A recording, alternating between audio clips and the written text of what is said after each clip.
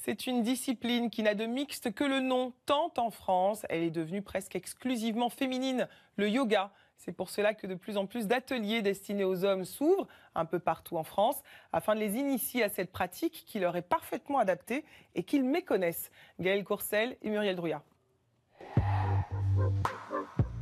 Restez, pensez à gainer. Ne cherchez pas dans ce cours de yoga, vous ne verrez pas de femmes. Sexiste, me direz-vous? Eh bien, pas du tout.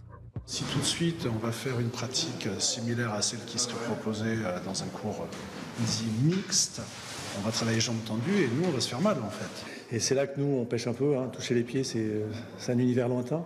Et là on a pu toucher ses pieds aussi, mais aussi profiter de la séance à fond, quoi. Des hommes complexés par leur raideur et même parfois intimidés par certaines positions lorsqu'ils se retrouvent dans les cours mixtes. Il faut dire que 2,5 millions de Français pratiquent le yoga et que la plupart d'entre eux sont des femmes. Pourtant, il y a 4000 ans, cette pratique était en Inde réservée à ces messieurs. En voici les premières descriptions en sanskrit.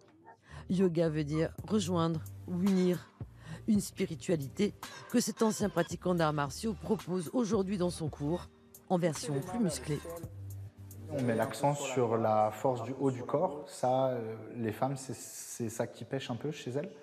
Alors que les hommes, ils sont plus à l'aise. Donc je vais les chercher dans une pratique comme les pompes, par exemple. Quand on descend, on veut pincer les coudes contre le corps.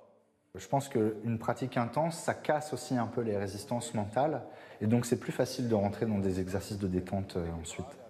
Un équilibre entre force et douceur qui fait transpirer. On transfère sur le bout des doigts.